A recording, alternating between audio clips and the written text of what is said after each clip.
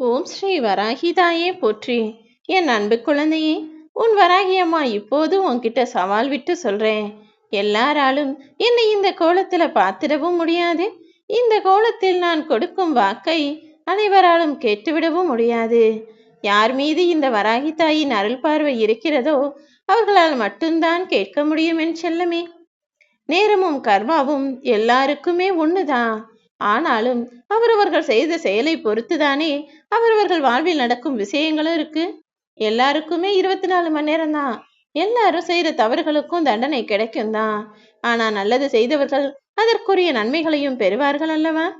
யார் வாழ்க்கையில காலமும் சூழ்நிலையும் எப்படி மாறுகிறதோ அதை பொறுத்துதான் அவர்கள் வாழ்வில் நடக்கும் விஷயங்களும் இருக்கும். உன் வாழ்க்கையில உனக்கான நல்லது நடக்கக்கூடிய நேரத்தையும் காலத்தையும் சூழ்நிலைகளையும் இப்போது நான் உருவாக்கி விட்டேன் என் செல்லமே.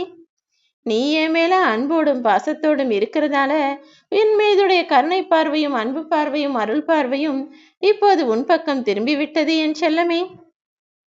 ஒரு பறவை உயிரோட இருக்கும்போது அது போய் இருக்கிற பூச்சி எறும்புகள் எல்லாத்தையும் தின்னும்.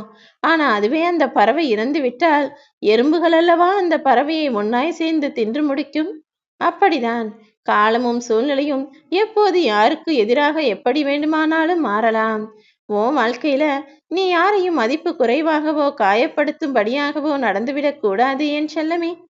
நீ இன்னைக்கு சக்தி வாய்ந்த பலமுள்ள ஆளாக வசதி வாய்ப்புள்ளவனாக இருக்கலாம். ஆனா நினப்புல வச்சுக்கோ, நேரமும் காலமும் உன்னை விட சக்தி வாய்ந்தது.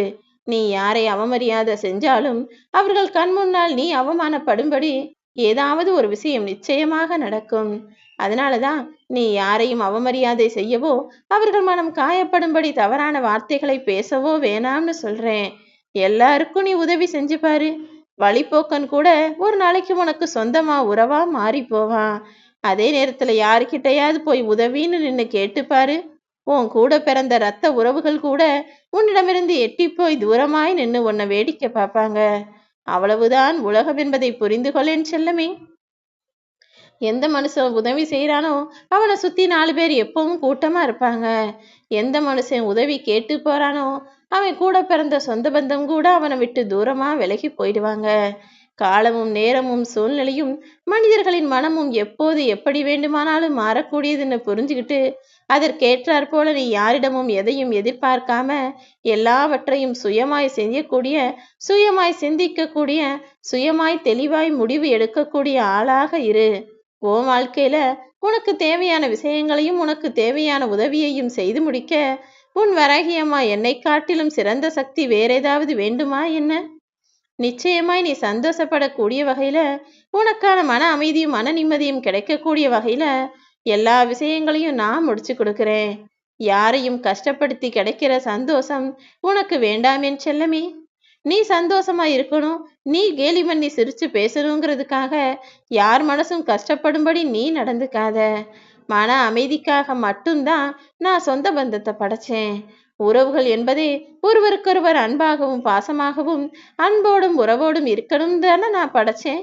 ஆனா இன்னைக்கு சூழ்நிலையில மனிதர்கள் நிறைய பேர் மனசுல நிம்மதி இல்லாமல் இருப்பதற்கு காரணமே அந்த உறவுகளாக மாறிவிட்டார்கள் என்பதையும் பார்த்துக்கிட்டு தான் இருக்கேன்.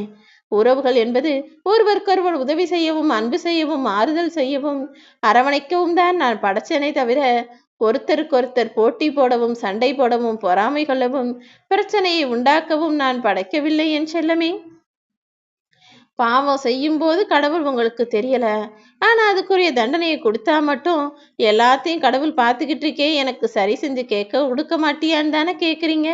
ஏன் தவறு செய்யும் போது உங்களுக்கு தெரியவில்லையா? அனைத்தையும் நான் பார்த்துக்கிட்டு தான் இருக்கேன்னு. சத்தம் கேட்கும்போது தோன்றாத கடவுள், ஒளியிலே தோன்றாத கடவுள் எதிரொலியில் தோன்றுகிறார் தானே. சிலையிலே காண முடியாத தெய்வம் சிந்தைக்கு மட்டும் காட்சி தருகிறதா என்ன? சிலையா பார்த்தாலும் எந்த உருவத்துல நீ என்னை பார்த்தாலும் உனக்காக நான் அங்க இருந்துகிட்டு தான் இருக்கேன். ஏன்னா எல்லா உருவங்களிலும் எல்லா விஷயங்களிலும் நான் இருந்து கொண்டுதான் இருப்பேன் என் செல்லமே. அவசரத்துக்கும் ஆபத்துக்கும் மட்டும் தெய்வத்தை தேடி வர வேண்டாம். உனக்கான எல்லாமே நான் தான்னு எல்லா சூழ்நிலைகளிலும் நீ என்னை நினைக்கக்கூடிய ஆளாக இருந்தீனா நீ நினைக்காத நீ எதிர்பார்க்காத எவ்வளவோ சந்தோஷங்களையும் இன்பங்களையும் மகிழ்ச்சியையும் என்னால் உனக்கு கொடுக்க முடியும் என் செல்லமே. நேரா பார்க்கும்போது நேருக்கு நேரா இனிமையா சிரிச்சு சந்தோஷமா பேசக்கூடிய இதே மனிதர்கள் அவங்க போனதுக்கு அப்புறம் அவங்களை போக விட்டுட்டு பின்னால் புறம் பேசக்கூடியவர்களாக நிறைய பேர் இருக்காங்க. அப்படிப்பட்ட மனிதர்கள் யாருன்னு உன்னை சுற்றி இருக்கவர்களை பற்றி புரிந்து கொண்டு அவர்களை தவிர்த்து விடு என் செல்லமே. அப்படிப்பட்ட மனிதர்களோடு நீ கொள்ளக்கூடிய நட்பு என்பது பசும் பால்ல கடும் விஷத்தை கலந்து பருகுவதற்கு ஒப்பாகும். ஏன்னா அவங்களுக்கு புரணி பேசுறது மட்டும்தான் வேலை. யார் நல்லா இருந்தாலும் அவர்களுக்கு பொறுக்காது. எல்லாரையும் போட்டியோடும் பொறாமையோடும் பார்ப்பாங்க. தன்னை விட யாராவது கொஞ்சம் நல்லா ஒசந்துட்டாங்க, நல்லா வளர்ந்து வர்றாங்கன்னு தெரிஞ்சா உடனே அவங்களை பற்றி அக்கம் பக்கத்தவர்களும் ஒன்றுக்கு பத்தாய் பேசக்கூடிய மனிதர்கள் வீட்டிலும் அலுவலகத்திலும் சுற்றுப்புறங்களிலும் எல்லா இடத்துலையுமே இருக்கதான் செய்றாங்க. நீ அவர்களை அடையாளம் கண்டு அவர்களை தவிர்த்து விட்டு நீ நிம்மதியாய் வாழ்ந்திட பாரு என் செல்லமே. ஏன்னா இன்னைக்கு மற்றவங்களை பத்தி உன்கிட்ட சொல்றவங்க நாளைக்கு உன்னை பத்தியும் பொறாமப்பட்டு வேற யாருக்கிட்டையாவது சொல்லதான் செய்வாங்க. நீ முன்னேறினாலும் அவர்கள் உன் வளர்ச்சியை பொறுக்க மாட்டார்கள் என் செல்லமே. பொய்யை சொல்லி 1000 உறவுகளை கூட வச்சுக்கிறத காட்டிலும் உண்மையை சொல்லி தனிமரமாக இருப்பது மேலானது தானே. உன் மனசாட்சிக்கு உண்மையான ஆளாக நீ இருந்தீனா உன் மனசாட்சியாவது உன் கூட கடைசி வரைக்கும் இருக்கும்.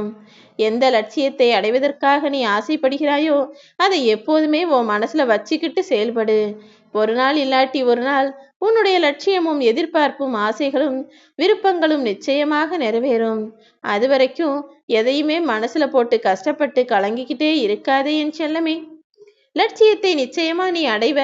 அதற்கு நான் உறுதுணையா இருப்பேன்னு என் மேல நம்பிக்கையை வச்சுட்டு உனக்கு கிடைச்சதை வச்சுக்கிட்டு ஒன்றை இருக்கிறத வச்சுக்கிட்டு சந்தோஷமாக வாழ ஆரம்பி. உன்னுடைய எண்ணங்களை எல்லாம் ஒருநிலைப்படுத்தி நம்பிக்கையோடு உன் கடமைகளை செய்ய ஆரம்பிச்சா நீ எதிர்பார்த்த அளவுக்கு மேல உன் விருப்பங்களை இந்த வராகி அம்மா நான் நிறைவேற்றுவேன். உன்னை தூசி நினைக்கிறவங்களுக்கு நீ தூசியாகவே இருந்துவிடு என் செல்லமே. ஏன்னா அற்பமாய் தூசின்னு மனிதர்கள் நினைக்கலாம். ஆனா அது கண்ணில் பட்டா கொஞ்ச நேரமாவது நிம்மதியா இருக்க முடியுமா? அல்லது பொறுக்கத்தான் முடியுமா? தூசி கண்ணில் படும்போதெல்லாம் கண் கலங்கி போவார்கள் தானே. அப்போது அவங்க நினைப்பாங்க, இவங்களை போய் நம்ம அற்பமா நினைச்சோமே, தூசியா நினைச்சோமேன்னு. அதனால உன்னை யார் எப்படி நினைக்கிறாங்களோ அப்படியே நினைச்சுக்கட்டும்னு அவரவர்கள் என்னப்படியே எல்லாரையும் விட்டுடு. யாரிடமும் போய் நான் அப்படி கிடையாதுன்னு எடுத்துரைக்க வேண்டாமேன்னு செல்லமே. இன்னைக்கு நீ பணக்காரன்னா நினைச்சீனா அதுக்காக துள்ளி ஆட வேண்டாம். ஏன்னா நாளைக்கே கூட சூழ்நிலைகள் மாறலாம் அல்லவா. அதே நேரத்துல இன்னைக்கும் உன்கிட்ட காசு பணம் இல்ல, வறுமையில வாடுறோமே, ஏழையா இருக்கிறோமே நினைச்சு வருந்தாதே. நாளையே நீ பணக்காரன் ஆகும்படி நொடியில் அனைத்தையுமே என்னால் மாற்ற முடியும் என் செல்லமே.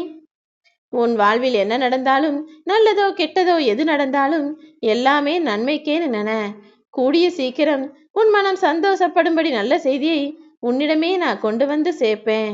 எதை பத்தியும் கவலைப்படாம நீ சந்தோஷமா இரு.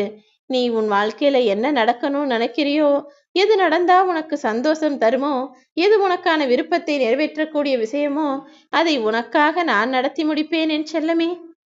விதியோ அல்லது மற்றவங்க செய்யற சதியோ அனைத்தையும் எனக்கான கதின்னு நீ ஏத்துக்க வேண்டாம்.